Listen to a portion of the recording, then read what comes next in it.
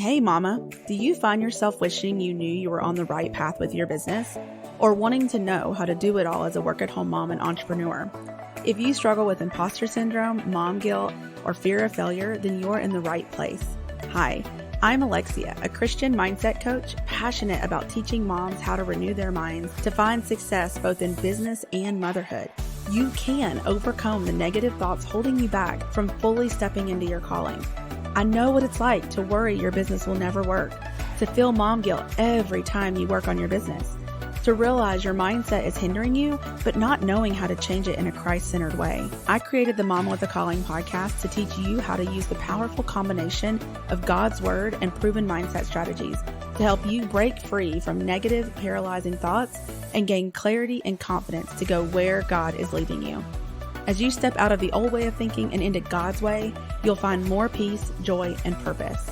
Pop in those earbuds and get ready to let God work in you so He can work through you. Hey there. Are you a Christian mom torn between your entrepreneurial dreams and the guilt of making money? Do you want God to be at the center of your business, but you're not sure how to really reconcile that with your drive to work and create a successful business at the same time? I know how challenging it can be to reconcile your faith with that desire for success. You want to help people make an impact in the world and experience financial success so that you can stay home with your kids and get paid doing the thing that you love and are called to do. But the emotions and mindset drama that come with this journey, this calling, can be overwhelming. And actually, the mindset drama can be what's keeping you from fully experiencing the success that God intends for you. That's why I am thrilled to share with you the new beta coaching program that I'm opening up that is specifically designed for Christian moms like you who want to build profitable online businesses while keeping God at the center. So if you're feeling overwhelmed with options or struggling to find the balance between your faith and entrepreneurship or struggling with sales and money mindset and receiving money, this program is here to help you. It is designed for you. So I want you to imagine having the confidence to pursue your calling as an entrepreneur without feeling like you're compromising your beliefs. Picture yourself building a business rooted in biblical truth, serving others, and making a meaningful impact. There are only 5 spots in this beta coaching program. So I want to invite you to come over and join the waitlist. Go to momwithacalling.com/beta waitlist. The link will be in the description below. And if by joining the waitlist, what this will mean is that you'll be the first to know when it opens. And again, there are only 5 spots. And so if you want one of those spots, you will have a chance first access at those a day before I release it out to everybody else. So again, this is a unique opportunity to really receive basically personalized coaching and guidance because there's only going to be 5 people. So you're going to get a chance at really getting feedback, really getting that extra support. And it's going to be a community, a small community, but a community of like-minded Christian women that are on the same journey, all going through the same things. And you're going to leave with a transformed mindset that is going to allow you to now go after the things that God's put on your heart to do instead of feeling like you're always stuck and spinning your wheels. So don't let guilt or uncertainty hold you back any longer. Any of this mindset drama, it's got to get out of the way. It's time to embrace what God has called you to do and step into that so that you can experience the abundance and the success that God has for you. Again, waitlist, momwithacalling.com/beta waitlist to join. All right. Today, I'm going to be interviewing Rachel Fernandez from the podcast From Stressed to Refreshed. Love her podcast title. She is amazing. I love her energy. She's very just knowledgeable in this area. And what we're going to be talking about is understanding how your stress response and how we treat our bodies in like things that we do to our bodies that are stressful that we don't even realize, and how this actually can really affect your productivity, your mindset, and how you're showing up in your business. And it just blew my mind, some of the things she was talking about. So I encourage you to listen to this. She's going to give some, a lot of the science behind it, but it's not too deep. But it's really, really powerful information. And then she's going to talk about some ways, some practical ways to really start making those changes so that you can actually see those improvements in your productivity and your thinking as an entrepreneur. So let's get into this episode with Rachel Fernandez. Welcome back to another episode of the Mama with a Calling podcast. Today, I have a guest on the show, Rachel Fernandez. And Rachel, a little bit about Rachel. She is a Jesus-loving, messy-bun wearing, work-at-home mom to 2 under 3. Wow. After a lifetime of anxiety and stress affected her fertility and caused a devastating miscarriage and mental breakdown, she discovered the beauty of holistically healing her anxiety from the root. She now coaches other moms on how to heal their anxiety by nourishing their bodies, creating systems of self-care, and finding the joy of a faith mindset. Welcome to the show, Rachel. Thanks for having me, Alexia. I'm happy to be here. Yeah, so today we're going to be talking about how understanding our bodies and our stress response can increase our productivity and help us show up as calm, confident businesswomen and moms. I am definitely here for that. I think people listening are definitely going to benefit from this conversation. So, because as we know, working from home, having a business, all of this stuff, even if you're still in your 9-to-5 and trying to do the business, all of that just creates, like, we all care about productivity and we also have this natural stress response, right? And so we want to show up calm and confident. So as we're getting started here, start us off by telling us some of the signs that stress and anxiety are actually impacting our business and motherhood.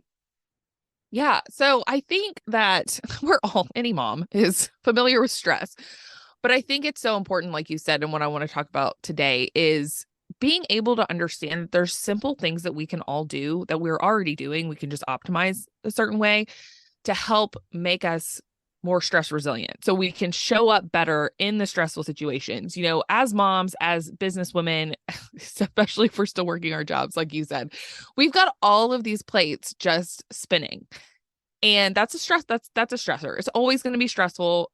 Even just being a mom is stressful because you're taking care of tiny humans who are, wild. Like you said, I have 2 under 3, at least until the end of this week. She turns 3 this week, but it's just stressful because we cannot control our tiny humans. And in a lot of ways, we can't control our businesses either. And I think, so I heard somebody explain anxiety or define anxiety once as worrying about something that hasn't happened yet. And I think that is such a perfect description because that's truly what stress and anxiety is. It's when we are worried about something that hasn't happened yet. And that's why it shows up so constantly in our businesses, in our motherhoods, because we have tiny humans running around we can't control. We are worried about how they grow up, how we're, making sure that they have the best that we can give them. And we're worried about how we're going to impact them.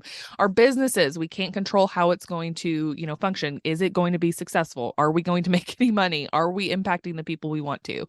And so all of that stress and anxiety, that's really where that comes from, the root of it. But the other thing is that our brains tend to attach to stress and anxiety much more easily when our bodies aren't getting what they need. And so when you are looking at how you're showing up in business or how you're showing up as a mom, the things that you need to look out for that indicate that stress is a part of your life or is taking more of an impact on you than, it should be is, are you forgetting to eat during the day? Are you, lashing out at people around you? Are your kids driving you nuts? Like, are the littlest things setting you off? Is your business, are you having a really hard time focusing? Like, are you having a really hard time sitting down and getting things done because you're just overwhelmed with all of the options that you have out there? Is there, are you having stuff like brain fog where you sit down to do something, what you want to work on, and then you're just struggling to come up with getting that actual task accomplished because your brain isn't working well? What else? So, you're not sleeping well at night. You're having issues with weight, whether that's not keeping weight on. You're struggling in any way, shape, or form on keeping a healthy weight, whether you're too, not holding on to weight or you're holding on to too much weight. Your body can't regulate that weight. You are, just craving, if you are craving certain foods, like in dealing with, either sugar cravings a lot or, cravings for chocolate or all these things that are just coming in and you're noticing a lot, that's an indication that stress is taking its toll. And a lot of these things that was really just so powerful in my life for me to learn was that there were ways I could fuel my body and support my body that would help decrease the way I showed up stressed and anxious in my life, which I had always just thought, okay, I'm going to be stressed and anxious my whole life because that's just who I am. Like I've always dealt with anxiety. But what I realized is that no, I've just had a history of not giving my body what it needed for so long that that's just a natural cycle that my body's gotten into because my hormones are out of whack. My brain is starving for certain nutrients that it hasn't gotten in a long time. Other, historical health things that I had done, like all of these things were impacting my body and my brain and making my brain much more, those pathways much more like solidified into having a stressful response to certain things where the smallest things were overwhelming, too stressful for me to deal with. I was lashing out at people around me. And by kind of going back to what am I missing? What can I give my body to help start building what I like to call stress resiliency? And it's give it the ability to show up in those stressful situations and actually be able to perform and see, yeah, this is stressful, but I'm okay. And I'm going to be able to show up and handle it the best way I can. And it's not going to completely derail my day. Well, I feel like you just like named so many things that I've gone through or am literally going through. And so many people, I'm sure, that are listening going, wait a minute, that sounds like me. And what strikes me because I feel like it's a lot, like it's almost like because I think that a lot of times, like I personally would think that these signs, these things, and I mean, there is mindset work to do, right? Like I love talking about mindset, but it almost, a lot of times we can do mindset work or we can, still be like have, praying and journaling and all the things, but we're still facing these things and we can start to beat ourselves up. Think that it's something wrong with us. Like, why aren't you just, walking in the spirit more? Why don't you just have more peace? Like, what is wrong with you? So I feel like this is sort of earth shattering or something, like to me at least. I mean, people might know this, but I feel like it's, we hear about like nourishing our body for the sake of health and feeling better, but thinking about it in terms of affecting our mood, our productivity, like you said, our stress, anxiety, like the fact that our body will attach more to stress and anxiety. I'm just like thinking, man, this is the answer to so many things that a lot of us deal with. Yeah.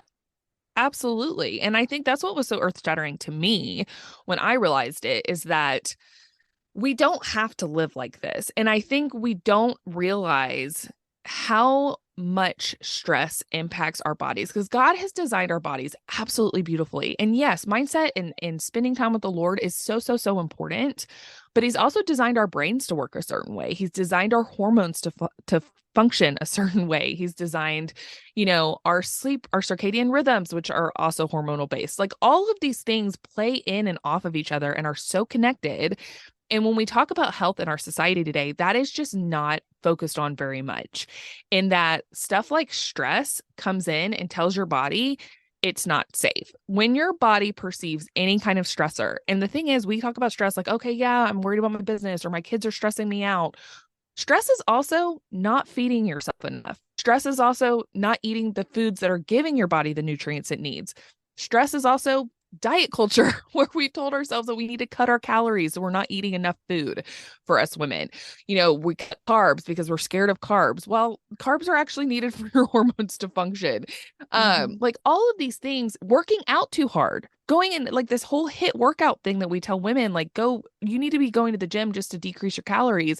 That's not it at all. If you're stressed out, if your body is in a stressed state, it feels scared. It does not feel safe, and it is doing the best it can to balance that out. And that's where I emphasize on my clients so often is that we come at whether it's our weight or our hormone issues, for us, for me, hormones became very, very front of mind when we were trying to get pregnant and we were struggling. And it was like, what's wrong with me? Why is my body broken? the truth is my body isn't broken. Your body isn't broken. The mama listening, your body isn't broken. Your body is actually doing the absolute best it can to balance itself with the tools that it has on hand. And often tools are very, very limited because we have been told things that are not good for our bodies. We have not been taught how our bodies are designed by God and how everything plays off of each other.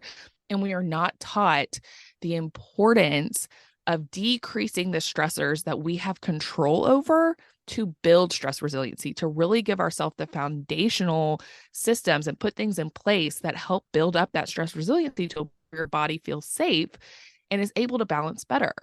And so whenever you look at something like, for me, I've had a very long history of dealing with weight issues. And when I look back on all that stuff, it was just my body like struggling to do its best to balance. And even now, like post kids, like when we are pregnant, when we have kids, pregnancy is a humongous stressor on our bodies. Mm-hmm. And we are not taught in this culture at all the importance of preparing for pregnancy before you even get pregnant, like how many nutrients and minerals your body is going to take for that baby and preparing for that. Doing that while you are pregnant, the importance of that. I mean, we talk more about like being careful about weight gain with pregnancy rather than are you getting the nutrients that your body needs and that your baby needs. And then postpartum, don't even get me started on postpartum anxiety and depression being so correlated to mineral deficiencies because we're coming out of an extremely stressful state. Our bodies are super, super stressed out, and there's no emphasis on feeding the mother in those first few months after having a baby, taking care of her, coming around her as a community, helping us no, it's like, 6 weeks, get back to your job. Like you need to be up and running. You need to be cleaning your house. You need to be doing all of these things. There's no sense of community. Stress, stress, stress, stress, stress. And what I think, and that sometimes, like I also encourage my clients, like do not feel overwhelmed with the fact that you do actually have control on what you put in your body and how you can start building the stress resiliency, because it doesn't have to be overwhelming. What we want to do is just start shifting our minds and mindset to understanding that our bodies are not broken. They are beautifully designed by God. And there are things that you can start doing right now, today, slowly build on those things to start just giving back your body what it needs to start kind of regulating. And to me, it was a breath of fresh air. Like you said, Alexia, like to me, it was like, it blew my mind. I was like, what? I have control over this stuff. I'm just minerally, I can give myself minerals and eat more nutrient dense and be better about like, sleeping well and focusing on all of these things. And it's going to help me like deal with stress better. Like I don't have to be this anxious, crazy person forever. It was mind boggling. And, it brings so much freedom in a way when we understand that our bodies are beautiful and God has designed us so beautifully. And when we start understanding what that means and the things that we can do to kind of help just show up more powerfully in life. I love that. And that's true about I feel like when I only have one child, but I remember that it was like, there wasn't, a lot of information, a lot of, I guess, communication about taking care of our bodies while pregnant. But then after you're pregnant, it's like, forget you, where's the baby? And I mean, I get it. The baby's amazing. But it was just sort of like, like you said, just get back at it. And I think we do that with everything that we're doing with business, with even as moms, with the kids running around, like we're expected to carry so much, especially when you come home. I say especially, it's just, I shouldn't say especially, it's just different. Like you either have a job and there's a whole lot to do there and still try to manage the home. But when I came home, it was just such a shock to me of how to manage the 5 million things that go into managing a home that I really wasn't doing before, at least not as much, because we weren't really in our home since we were all working and gone. My son was at daycare. And and like recognizing that this is a stress and anxiety response. And I think, like you're saying, there's habits that come along with that. And we just keep plowing through trying to like work harder to have this success. And we're not even thinking about taking care of ourselves. So what are the foundational areas that women should focus on to start reducing this stress and healing our bodies and healing that anxiety? So I like to talk about the foundational 5, just so that everyone is aware of the areas that you have the opportunity to pour into to build that stress resiliency. Now, I'm going to talk about these foundational 5. I never encourage someone to focus on all of them at once. What I'm going to do is talk about them, and then we're going to kind of break down, like, how do you look at those things in your life, and what's the best way for you to kind of approach starting to build your stress resiliency. So just keep that in mind. But the foundational five are really just the five major areas of our life that our bodies kind of need or rely on to be able to determine whether it's safe or not. First, nourishment. Nourishment is probably the easiest way to start building stress resiliency, just because so much stress is a result of having nutrient deficiencies. And so when we start nourishing our bodies with nutrient dense food and making sure, we're eating in a way that makes our body feel safe, that can do a lot in a short period of time to start kind of helping your body feel safe. So nourishment is one. Rest is another. So are we sleeping enough? Are we taking breaks, from whatever we are doing? Are we giving ourselves time to, step back, give that space to ourselves, really creating space in our lives to be able to handle all of the things that we have? Or are we just rushing from one thing to another? So rest is really, really important. And then you've got movement.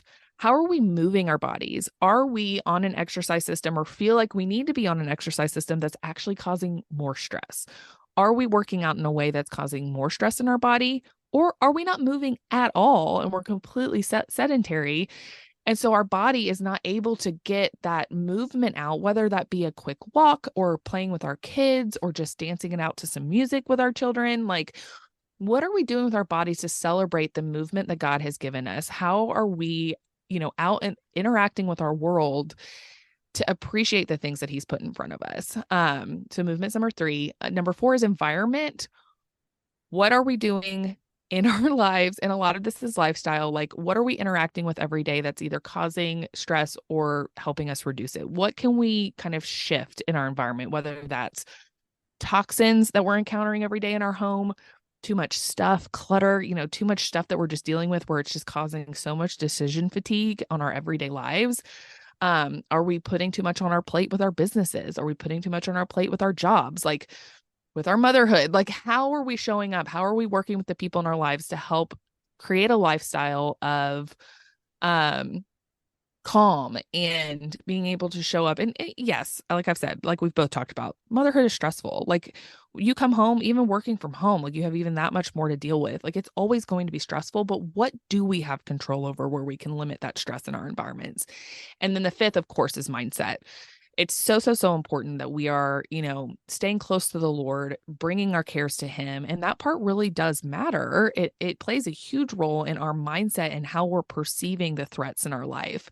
And like I said, like, building up those other foundations are going to help your brain be able to look at an issue and say, okay, I can still be thankful for this, or only look at it from like a victim mentality. All of that stuff is very, very important, and plays into that. So those are really the five foundational areas that we're looking at in our lives on how do we create this whole picture of, Alexia? How do we create this whole picture of Alexia where her foundational five, what is she doing in her life we're really looking at all those areas and saying, how do we make these areas cause less stress as opposed to adding stress into our lives? And, like I said, we're not attacking all of these at once ever. But the best thing to do is just look at it and say, okay, what am I doing? And what am I doing well? Like, maybe you're a really great sleeper. Maybe your kids are a little older. I still co-sleep, so that's just like not on my horizon right now, generally. But like, what can I optimize? For me, like, I love sleep. And so one of the things I've done recently is like, I was like, oh, I'm getting my 8 hours, but my kid just keeps me up at night and I'm tired. And I was like, you know what? I'm going to go to bed earlier. It's hard. It requires me to be really committed to that bedtime and like do the best I can throughout the rest of my day to make sure that that happens. And it's not the easiest thing in the world, but when I do, it makes a world of difference to get that extra hour because I know I'm going to be up a couple of times at night.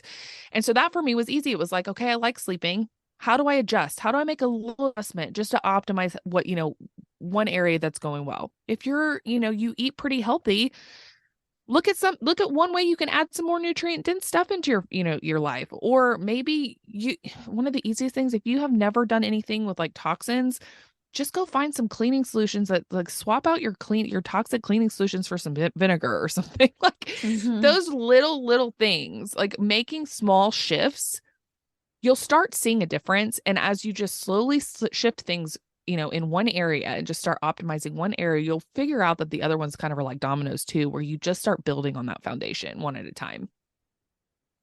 I love that because like you're saying, it's a holistic approach to this, but it just seems so simple. Yet, like you said, because my mind was like, let's tackle them all. And that's probably the tendency of a lot of people. But like you're saying, like we don't need to try to, because it'll get overwhelming. Like making all those changes in all those different areas can be a lot. But like you said, taking like an assessment of where we are right now and saying, I know that in this area, either the thing that's affecting me the most or, something that feels simple just to start seeing that difference. So since we're not supposed to focus on all of them, where is the best place that we can start creating habits to decrease anxiety? Yeah, and I think it's always hard because this is such a personal thing to look at. It really depends on your life. But I will say one of the first steps that everybody should always do is, like I said, the bottom line is we want to create safety for your body. We want your body to feel safe. And so what can we do to start doing that? One of the things that coaches that I listen to very often are Josh and Jeannie Rubin, and they're amazing. And one of the things they really encourage their people to do is to find a cue of safety to do every single day, whether that is 5 minutes of like laying on the floor because it just feels good to your body. And it's just, a time for you to just take some deep breaths and like, or even just take deep breaths, or maybe it's a walk after one of your meals, or maybe it's just playing with your kids outside, being in nature. If you have, going out in the yard, taking some time to just be outside if the weather is nice.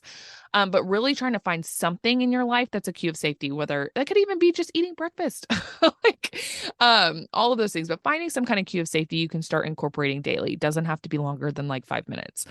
But the other thing I really, really encourage women to do, because I think a lot of us tend to focus on feeding our families and we're not great at feeding ourselves, is making sure that you are eating breakfast within 30 minutes to an hour of waking. It is very, very, very important to your body as it's coming back online from fasting all night and having all of the functions that it's doing overnight to wake up in the morning and it's immediately trying to figure out how this day is going to go. Your hormones are coming back online. Your stress hormones are coming back online in the morning, which are really, really important for us. But most of us have had them programmed into this high stress response for so long that they're in this just fight or flight mode all the time. One of the quickest ways to start indicating to your body that it is safe is to start fueling it in the morning. Now, I have some podcast episodes on this. Like, it's not something you want to just start eating a giant breakfast if you're not used to eating breakfast, but it's just really kind of looking at, are you eating at all? If you're not eating breakfast at all within 30 minutes to an hour, start small. You always, always, always, when you fuel yourself, anytime you have a snack, a meal, anything, you want to have a well-balanced snack because that's what your body needs to actually use the nutrients that you're eating. You need carbs, you need fat, and you need protein. And so if you are starting out and you don't eat breakfast, start with something small like a yogurt or a cottage cheese or, some gelatin gummies or even just like a cup of bone broth or something that has kind of all of those things in it, just to start teaching your body food is coming today. We are not in a stress state. I am prioritizing your nutrient stores. And that's going to start signaling to your body that it is safe. Do not start your day with a cup of coffee. And I know that this is going to trigger some people, okay? Because I love my coffee. Don't take my coffee away. But when you are stressed or you're dealing with a stressful situation, you're waking up and the first thing you're giving your body is caffeine with no other nutrients. You are supercharging your stress response by either by both not eating breakfast and giving it, a stimulant. And so the best thing you can do is start shifting that to, how do I feed myself as quickly as possible in a way that's balanced, and putting your coffee after you eat a solid meal. So really those are kind of where you focus. And like I said, it needs to be gradual. Everything is personal. If that's too hard for you, find something else. Cue of safety, start sleeping more. I mean, just take stock of what your capacity is for healing right now and don't push yourself beyond that. I mean, it goes to, it's the same thing as like, if we're trying to lose weight, one, most of us need to actually address our stress before we ever try to lose weight, because losing weight is just an additional stressor on our body. But if you look at losing weight and you're like, okay, I'm just going to go gangbusters and I'm going to do all of these things to change everything that I'm doing, and it's all going to be completely different. Your body's like, what in the heck is going on? Like, I'm scared Mm-hmm. now, and I'm not going to, I'm not going to collaborate with you on this because I'm terrified of what is happening. So Mm-hmm. we always want to kind of have that idea of like slow and gradual always wins the race. Slow shifts, slow steps, little things here and there are also really important for our mindset, because they start building your confidence and they start building your ability to listen to your body, to see what's going on in your environment. But really, that cue of safety, finding a cue of safety to do, whether that's journaling, prayer, taking some deep breaths occasionally, at a certain part of your day that is super stressful, or taking a walk outside, or really focusing on starting to fuel yourself in the morning first thing, can make a really, really big difference. I think that what I'm hearing is, like I said before, but I just think this is so important because I know I've personally experienced this. And I just wonder, it's like a spiral, but thinking that these things, it's like we're doing things without even realizing that we're triggering our own stress response and anxiety when we're thinking that we're doing the right thing. And like I said, it's like a mindset thing, in a negative way, meaning it brings on shame. It's like, what is wrong with you? Why aren't you getting it together? Like it just all keeps like amplifying, magnifying the problem. And so it sounds like some of these things, like when you said eat as soon as you can, I'm thinking, a lot of times people are like, they have the idea that if they don't eat, or they wait as long as possible, they're kind of doing like that intermittent fasting, or they are, doing their body better. Like if they wait because they're going to consume less calories. So it sounds like there's some of these things maybe from diet culture that are affecting us. So what are some of the lies that we've been taught by diet culture that actually seem to increase our anxiety and stress and how we're showing up? Gosh, I could talk about this for days. So yes, like intermittent fasting is super popular right now.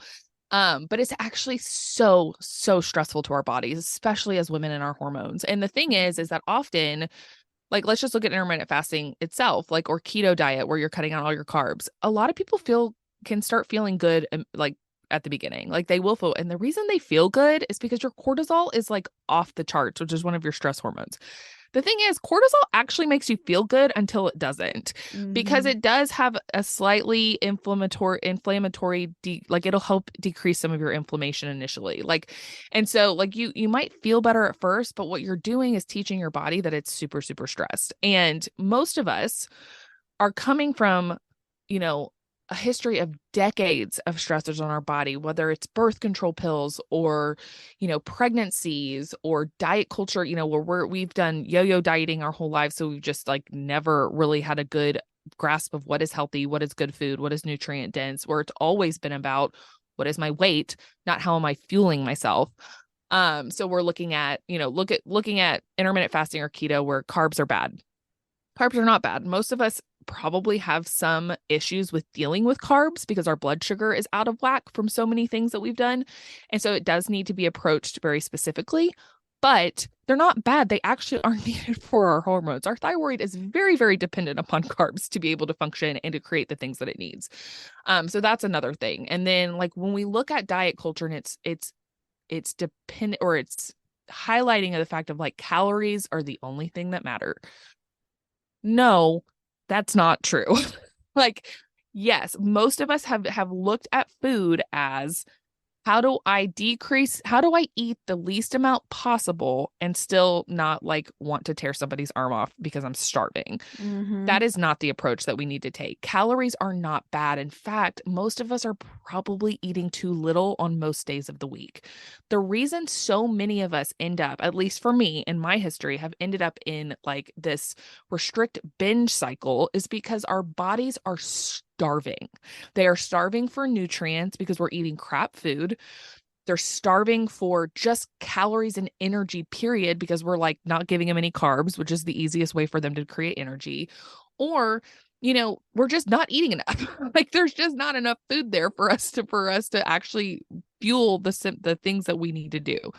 And so our body and our brain go into survival mode of like, I am going to create balance any possible way I can. And the best way I can do that is by sending craving signals to you constantly that you are hungry or that you want some sugar. Because guess what? Sugar is really easy for your body to run on. Now, don't go out and eat a bunch of sugar, because if your blood sugar is off, then it's like, it's not going to handle it that well. But your brain is doing everything it can to get food in your body. And so your brain is 100% focused on, how do I get this person to eat more? Which is why so many of us have been on these diet cycles where we're like restricting our calories, but then we're binging on the weekends because we're starving. Like, we're starving.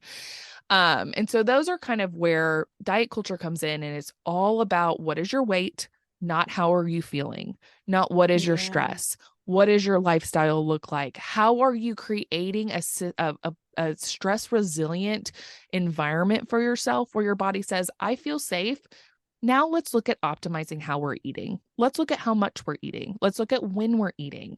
Again, diet culture with the intermittent fasting is all about like, oh yeah, eat in a small window. Actually, for our hormones and for our just the way that our circadian rhythms work and all of those things, our blood sugar, our liver, especially for those of us who have any kind of blood sugar issues, which you don't need to be diabetic to have blood sugar issues. Most of us probably have blood sugar issues. That's why the low carb diet can seem to work initially, because your body does not handle carbs very well. But when we're looking at that kind of stuff, that means your liver is not storing glucose or storing glycogen well, which is what your liver needs to do to be able to help you maintain, if you're not eating, the way you have energy is your liver is going to send that stored glucose to your body. People like me who've done various diets, I've done it all, keto, intermittent fasting, like restrict the calories, all the things. When we look at that, my body no longer can handle that stuff very well. So my liver is not good at storing glucose. It's not good at storing energy. And most of us are in this camp. That means that making sure I have regular fuel at regular intervals throughout the day is extremely important for my body to feel safe. Because if it's not getting those calories in and getting that input of energy, it's struggling to take energy from elsewhere. It's going to start breaking down my body. And it's going to start breaking down your body if you're the same way, like if you're listening to this and you have ever felt like if you eat, a carb, like it automatically goes to your hips. There's a reason for that. It's not because your body is broken. It's not because carbs are bad. It's because your body is doing its best to balance the best way that it can. And so all of these diet culture myths all go back to, like I said, we have missed the mark. We are only focused on how do we look, not how we feel. We are only focused on what is the number on the scale, not how does my body feel? Is my body feeling safe? Am I putting the things in place that make my body feel safe right now so that it can actually start balancing in a way that's healthy and is going to stay in place for a long time? It should not be difficult for us to maintain healthy weights. That is a normal function of our bodies. It is very easy for our bodies to do when our bodies are getting what they need. And so that's just, another signal that you're dealing with stress and that your body feels not safe and is stressed out because, at the end of the day, yes, calories do matter. Of course, if I eat 4,000 calories, I'm going to gain weight versus, if I eat 1,000 calories, I'm going to be skinnier. Like, that's true.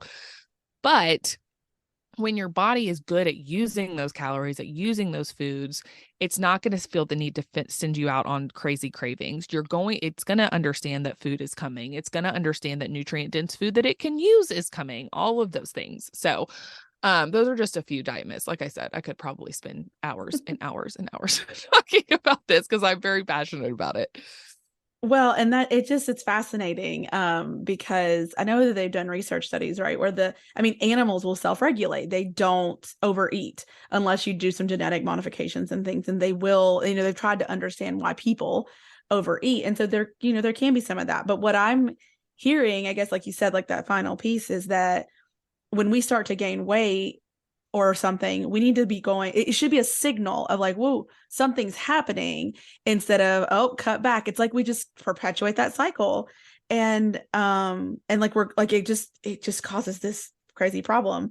But as you were talking, I was thinking about grad school and college, and then go to grad school or like law school or medical school or whatever, like school, and then even a job. But I feel like school, like in particular for me, grad school was like this constant state of anxiety, but I didn't, and stress, but I didn't see it that way. I just was like, this is hard. I need to keep going. And, oh my, I just would eat tons of food. And unfortunately for me, around the corner from my lab was a coffee shop with like frappuccinos and brownies. So I would often go there and not really understanding why I was wanting to go there, right? Like not understanding that I was trying to fix a stressful situation. I was just like, I need to eat this. And then feeling bad, beating myself up, and then I'm back there eating it again, right? Instead of saying, okay, I'm not taking care of myself, and even seeing it then. And so what I'm wondering, or if you could touch on this a little bit, and I've heard a friend talk about this, it's like we basically get addicted to stress. Like because I was in grad school for 6 years doing that, then I come out of that and then try to have normal life.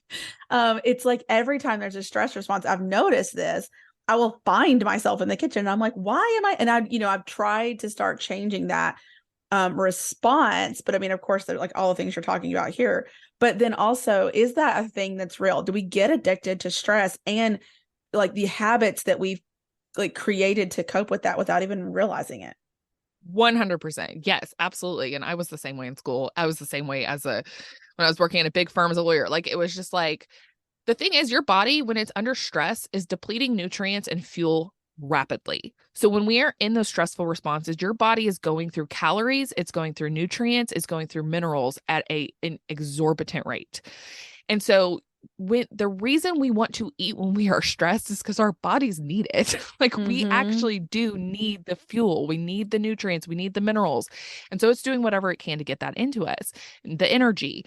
And so that's totally normal. And it is 100% normal to be addicted to stress hormones. I can tell you right now, having gone to this work at home lifestyle, like transitioning from college and then law school and then a big law firm that I was working at when I was younger, and it's like before kids, and just like, I mean, I would pull 20, I mean, I know you've talked about this too, like with research, like 20, 24-hour days, 18-hour days, like no big deal. And I was just killing myself with all the work. And but I was really good at my job. Like when I was in that mode, oh man, I could crank some stuff out. And the truth is like, yeah, the reason that it works is because let's think about it for a second. Your body was designed to be able to respond to threats very well. If a tiger is chasing you, you need to be thinking as quickly as possible. You need to be moving as quickly as possible. It needs to be able to mobilize everything it possibly can to help you respond to that so that you can survive. The problem is our bodies are now doing this for things like grad school or the deadline on Friday or the email that just came in from our boss or the business that we really want to, succeed and go off the ground. And the problem is that we are not looking at it as giving ourselves time to recuperate from. Think about it. We run, we escape the tiger. We then relax. We rest. We're gone. Like the tiger's gone. We don't have to worry about it anymore. Our nervous system is able to come back offline. Now all of us have been so used to this cortisol and adrenaline that does help us focus. It does help us, work really well. We are addicted to it. It's very easy for our bodies to get into that mode. I have even had to deal with like, why am I procrastinating? Well, the truth of the matter is my brain knows I work a lot better when I procrastinate and have a deadline that I'm stressed out about, Is that good for me health-wise? Heck no. But my brain is super like hardwired into knowing that that's an easy thing for me to accomplish things, right? And there's a lot of other stuff that goes in all of that. So in answer to your question, 100%, we do get addicted to stress hormones. And the reason we're binge eating and stuff when we're stressed out is because our bodies actually do need the fuel.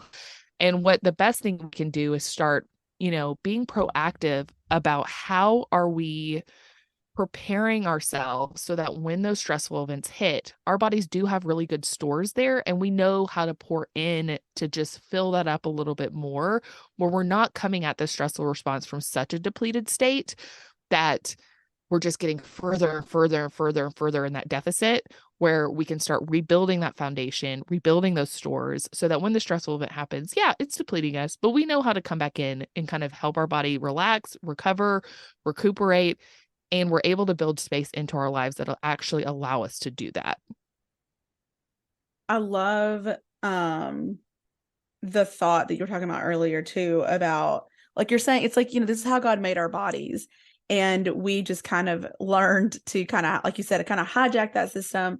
But I just keep thinking too, that isn't this just like a spiritual strategy of the enemy to just get us all so stressed out? Because I'm just thinking about how prayer and just meditation, like pausing, meditating on God's word, just like that kind of calming ourselves back down. We feel so busy and we're running, that there's so many, obviously keeping us distracted from God, but also just allowing us to calm back down. And that it's like this subtle / not so subtle, like spiritual attack on all of us too, where we can't show up as the humans we're even meant to show up as, let alone, doing business or being a mom, because of these things that are happening. So I just think that it's all connected, and it creates in me like this kind of righteous, like anger a little bit of like, like that. And I'm sure this is why you do what you do, to teach people this, because it's so important. It's misunderstood or not even understood at all, especially, I feel like for those of us who are like just used to plowing through, and we don't even think that this is even part of it. So I just love that you came on the show today to talk about this. So how can people learn more about you, your coaching, connect with you if they want to learn more? Where can they find you? Yeah. So I talk about this a lot in my podcast. The Stress to Refresh podcast is where I share a lot of this, go a little bit more in depth in some of the things that we're talking about. I've got some freebies. I always tell people, like, I've got 2 really great freebies that are a great place to start if you are just wondering kind of what in your life is the best place for you. I've got one that's 8 daily habits. If you look at kind of the 8 daily habits to reduce stress, I always encourage people, look at those habits, find one that seems the easiest for you to just start with, and just start kind of incorporating it. Or I have an Eat to Curb Stress cheat sheet that really goes into kind of the 4 main ways we should eat in a way to actually reduce our stress, as opposed to adding more stress into our body. And so I encourage people to look at that too and say, what's the easiest way for me to kind of adjust something to fit onto the way to eat in a way that's going to reduce stress, to look at either one of those. So those are free downloads that you can check out. And then I also offer stress coaching. I have stress strategy sessions where I really sit down with you. And my whole goal is to help you start understanding your body better so that you are able to take control of your stress response and start building your own stress resiliency. Because as I've mentioned, as I've talked here, with Alexia, your stress, your body, your environment, your lifestyle is all very, very personal to you. How you build stress resiliency is going to be different from me, from Alexia, from the person next to you. Like, it's very, very personal. My goal is to help you start understanding what you should be looking at and where you have the capacity for healing, and start digging into that for you so that you can take that and continue to heal on your own. So those coaching sessions are really, really fun, just to kind of open your eyes to, like, the capacity that you have for healing is so much greater than you think. And it doesn't have to be complicated, and it doesn't have to just be adding more onto your plate. Mm-hmm. We don't want to just add more onto our plates to de-stress, right? Like, which I think is sometimes what we get kind of sucked into with the world. Like, it's like, Mm-hmm. oh, you need more self-care, more time to do this. You need to be doing more breath work and more tapping and all of this stuff. And it's like, no. We need to take a personal approach. What's your lifestyle? What do you have the capacity for? And what's going to be a simple shift that's going to just get you momentum to start building on that going down the road. So you can book one of those with me too. But those are the places I am located. Okay. And I'll put a link for that in the show notes. I think, is it your website? Like, where can they connect there?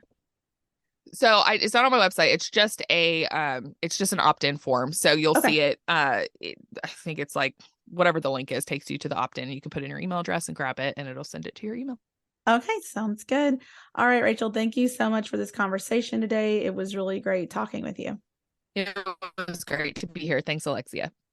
Thanks for listening to the Mama with a Calling podcast. As always, you'll find the show notes for today's episode at mamawithacalling.com/podcast. Really quick before you head out, are you loving these episodes? To make sure this podcast gets in the ears of as many mamas as possible, please head on over to Apple Podcasts and leave a review. And while you're there, make sure you subscribe so you don't miss out on any future episodes. I'm going to be reading your reviews on the podcast, so I can't wait to hear from you. Also, if you know someone that needs to hear these episodes, grab a screenshot and share it on Instagram, and don't forget to tag me at Mama with a Calling so I can share it in my stories. Until next time, keep pursuing your calling.